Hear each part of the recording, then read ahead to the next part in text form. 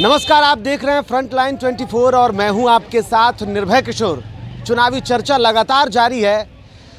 अभी अगर बात करें हम तो आपको बाबू बरही के भूपट्टी चौक पे हम मौजूद हैं। यहां से महज कुछ दूर पर तेजस्वी यादव कुछ देर के बाद आने वाले हैं। वहां जाएंगे, वहां की तस्वीरें दिखाएंगे, लेकिन वहां से पहले कुछ जनता हमारे साथ खड़ी है।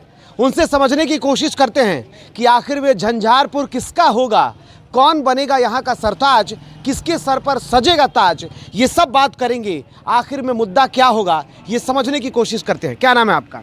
रामाशीष साफी। रामाशीष जी, एक तरफ आप रामाशीष और दूसरी तरफ अगर जेडीयू प्रत्याशी की बात की जाए तो लगभग मिलता जुलता नाम है आप लोगों का। विकास किस तरीके से आप देख रहे हैं यहाँ पर? देखिए, विकास जो है सो अब तक कोई विकास का नाम नहीं है। यहाँ से सीट हम लोग जो दिए थे 5 साल में एक बार भी वो नेता नहीं आया। रामप्रीत मंडल उनका नाम है। बिल्कुल। 5 साल में चेहरा भी उन लोग को अभी तक हम लोग पहचान भी नहीं रहे हैं। अगले बार हम लोग एकदम हर आदमी से वोट दिलवाए थे 5 साल में। इस बार भी चुनावी दौर हो गया, अभी तक हम लोग उसको दर्शन नहीं किए हैं। तो अभी माहौल किसके पक्ष में जाएगा वो कहना मुमकिन है। बस मतलब तो इस बार किसकी सरकार? अभी कुछ नहीं बता सकते हैं इसके बारे में। कुछ नहीं बता गमगीन है, यानी कि आप भी तो खुद उलझे हुए तो नहीं है? कुछ नहीं उलझे हुए हैं। पिछले बार आपने जेडीयू के लिए काम किया, इस बार हम लोग वोट उसको नहीं देंगे। तो फिर कुछ तो मन होगा। एकदम मुद्दा तेजस्वी क्या है आपका? एकदम तेजस्वी यादव में जाएगा वोट हम लोग। बिल्कुल। तो इस बार जो नाराज हैं वो तेजस्वी के साथ जा रहे हैं, लेकिन जो नाराज नहीं है वो जी यहाँ तो अक्सर हाँ आदमी जो है तेजस्वी के साथ है। इस बार हाँ। चाहे जो भी हो बदलाव लोग चाहते हैं। वादा करके वादा खिलाफी करते हैं ये लोग भाजपा वाले, इसलिए लोग ऊब चुका है इससे। लेकिन विकास का तो दावा कर रहे हैं ये। नहीं, यहाँ तो कुछ विकास का कुछ पूछ लीजिए किसी से कुछ। तो ये चुनाव तो देश का है ना? अरे देश का है, देश के लिए नया चेहरा आएगा, राहुल गांधी आएगा। ये मंदिर भी बनवाए हैं। मंदिर से नहीं काम नहीं चलने वाला है। मंदिर सबका है, मस्जिद सबका है, मंदिर मस्जिद सबका है। चावल भी तो मिल रहा है 5 किलो अनाज। और सही है, चावल है, चावल दे रहा है, फ्री में दे रहा है। उसी से काम नहीं ना चलेगा। और रोजगार है, नौकरी है, और बहुत कुछ है। सर, यहाँ सरकार को जहाँ तक बात हो रहा है, मंडल जी के छोड़ के किसी को देते तो हम लोग उनको वोट देते। मंडल जी को वोट, रामप्रीत मंडल को वोट इस बार नहीं देना है तो नहीं देना है, एक शब्द में। मतलब नाराजगी है तो प्रत्याशी से है। हिंदी फिल्म का एक गाना है, वादा करके सजन नहीं आया, वही हाल है क्या? नहीं, यहाँ तो सब चाहता है मोदी जी को, लेकिन वही रामप्रीत मंडल यहाँ से कोई किसी गांव में नहीं गया है, ये तो सब कहेगा। तो फिर मोदी लहर भी तो है। तो मोदी लहर है, लेकिन मोदी लहर में जो है जहाँ और प्रत्याशी नहीं थे, रामप्रीत मंडल थे खाली। बार बार उसी को होना चाहिए, दूसरा प्रत्याशी भी होगा ना। रामप्रीत दोहरा को उसी को, तेहरा को उसी को मिलता है टिकट। मतलब क्या लगता है आपको, फिर इस बार आप मजबूर हैं? अभी मजबूर है। अभी कोई यहाँ का जनता डिसाइड नहीं किया है जो किसको दिया जाए। अच्छा, एक नाम और है, गुलाब यादव का भी नाम है, उसको इनकार नहीं किया जा सकता। नहीं, रामप्रीत मंडल छोड़ के वो दोनों का नाम एकदम सही सलामत। बिल्कुल। देखिए यहाँ लोग हैं और लोग अलग अलग तरीके से राय। एक तरफ महासेठ भी है जो। देखिए लोगों की नाराजगी है। मोदी लहर की बात तो जरूर कर रहे हैं, लेकिन रामप्रीत मंडल से नाराजगी। अब 2 लोग हैं, एक तरफ गुलाब यादव, दूसरी तरफ सुमन महासेठ। कहीं ना कहीं एक तो बीएसपी के हैं, विपक्ष में मोदी के खिलाफ में है, दूसरी तरफ अगर बात सुमन महासेठ की जाए तो मोदी के खिलाफ में है। मोदी लहर और 2 नेता एक तरफ, किसके साथ ज़्यादा पलड़ा भारी होगा? पलड़ा भारी सबसे ज़्यादा सुमन महासेठ के पास है। दोनों में जिसको हो हम लोग। कारण क्या हो सकता है? सुमन महासेठ वो लालटेन से है, इसलिए।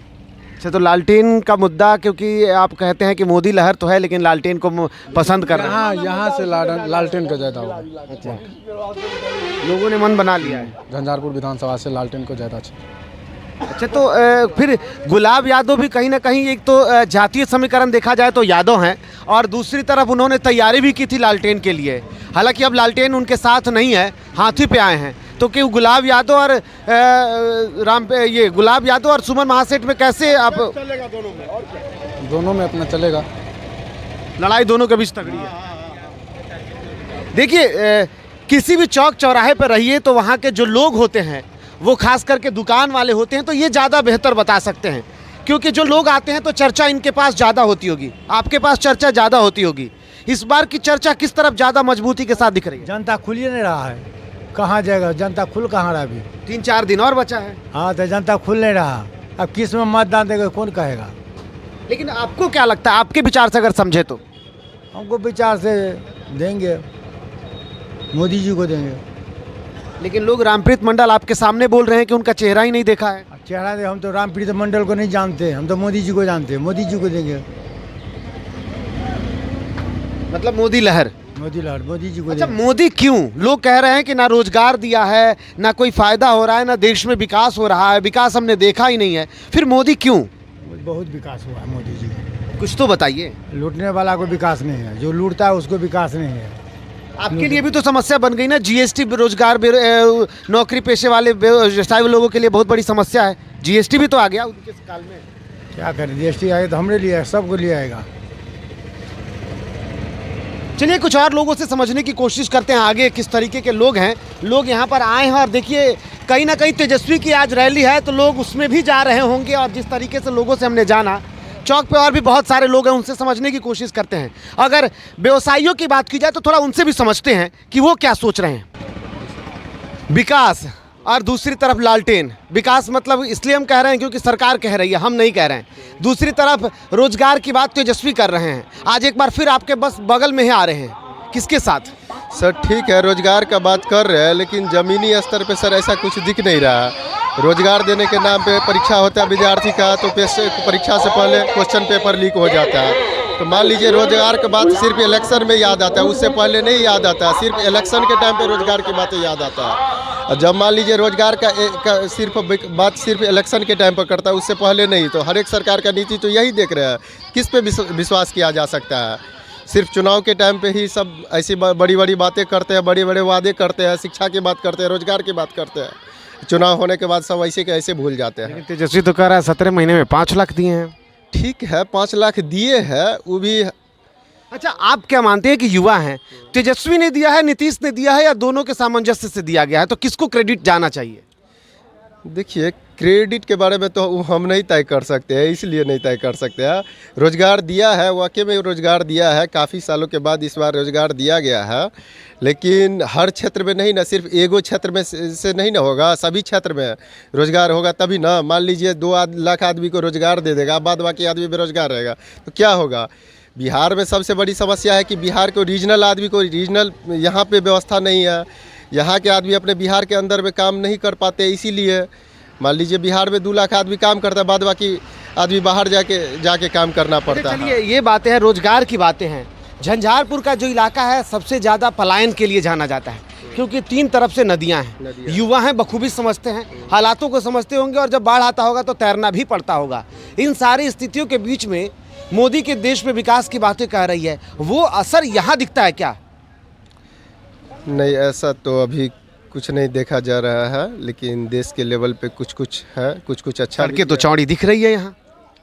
सड़कें तो है, सड़कें तो बनी है, सड़कें बनी है, ऐसा बात नहीं है। मतलब कुल मिलाकर के किसकी सरकार? पहले की अपेक्षा में सड़कें बनी है, और सरकार के बारे में अभी नहीं बात करेंगे, वो वोट के टाइम पे। चलिए, यही सफल जनता, सफल मतदाता की पहचान है कि वो अपने मतदान को गुप्त रखते हैं, लेकिन मन में जो मनसा होती है वो तो तय कर ही देते हैं। और ऐसे में अब अभी तक, क्योंकि 7 तारीख को यहाँ पर मतदान होना है, लेकिन उससे पहले जनता खुल नहीं रही है। जनता ये नहीं तय कर पा रही है। अब तय तो उन्होंने कर लिया होगा शायद, लेकिन वो अब तक ये बताने को तैयार नहीं है कि वो किसके साथ है। टक्कर कांटे की दिख रही है। एक तरफ जो यहाँ पर एनडीए के जो प्रत्याशी हैं उनका अपने क्षेत्र में नहीं आना लोगों की नाराज़गी का कारण है, और दूसरी तरफ विकास का दावा और बेहतर रोजगार के दावे करते हुए विपक्ष मजबूती के साथ अपनी तैयारी और प्रचार पर जिस तरीके के असर दिखा रही है, ऐसा कहा जा रहा है या ऐसे तस्वीरें दिख रही है कि टक्कर तो कांटे की है, तय जनता को करना है। ये सब कुछ अब वक्त बताएगा। फिलहाल इतना ही, नमस्कार।